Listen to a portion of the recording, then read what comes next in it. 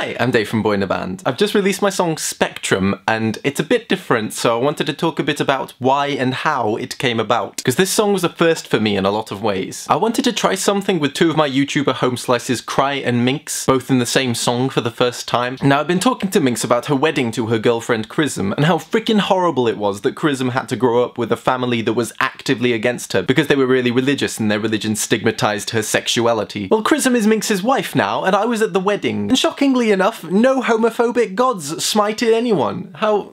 Not even a little smite. But yeah, that talk made me think about how there are so many people in this situation where coming out means getting severely attacked or disowned by your family. So I was trying to figure out what I could do that would be useful for these people, and whenever I'm in a difficult situation, I've always turned to music. So I thought if I make something really specific about this issue, perhaps that's something they could listen to again and again to get them through those difficult times, whilst also telling a story of what they're going through for those of us who aren't familiar with that struggle. And that's where another one of the firsts for me comes in. I've always wanted to do high quality music videos. So far it's just been me doing my best to organise everything, but I figured for this, with help from a professional, I could really tell the story of what was going on. So I was looking around for someone to help me figure this out, and I have a friend called Dwayne, which, let's be honest, is one of the most weirdly satisfying names to say in the world.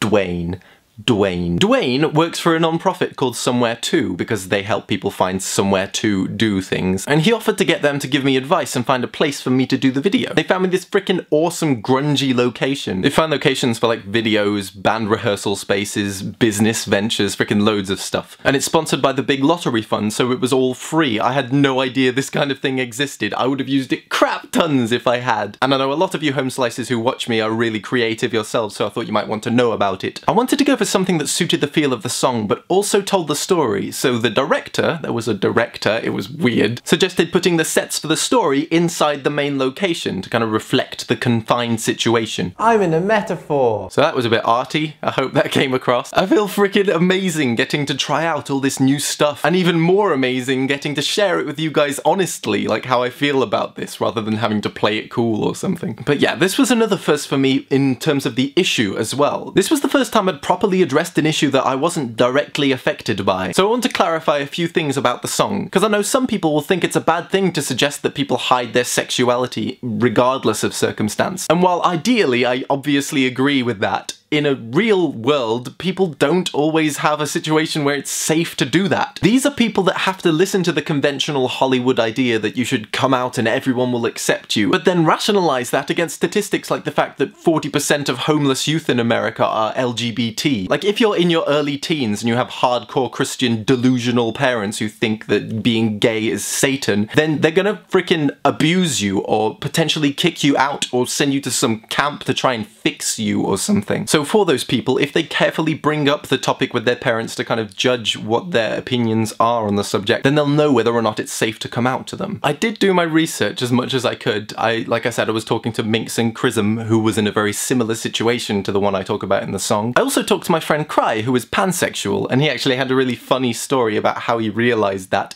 I'll leave that to him to tell. But yeah, both Minx and Cry are in situations where they are able to be themselves. They're in a place where they can say with experience that it's possible for LGBT people to have a happy life where they don't have to restrict themselves. And I asked both of them what they thought would be the most important thing to tell their LGBT fans. They both responded with, "If you're gay or bisexual and you're living with a homophobic family, don't come out to them. Unless you know they're like not totally like, oh my god, no, this is unholy or something, then just no real reason to be like shouting, I'm friggin' gay and shit." I often get messages like, how do I come out to them? And the answer is, wait till you'll be able to be financially stable and there's no risk of you being kicked out by your crazy fucking family, and then tell them. So my advice is to step back from the situation and think rationally of, will I be assaulted for saying this or this today? So I hope you do enjoy the music video. Thanks again so much to Cry and Minx for being on my song, and to Somewhere To for providing the space. I've made a video over on their site to explain a bit more about it if you're interested. I'd love to hear about anything you get inspired to do from looking on there in the comments. And say something nice to Dwayne when you contact them, because Dwayne is lovely. Cheers for watching and have a nice day.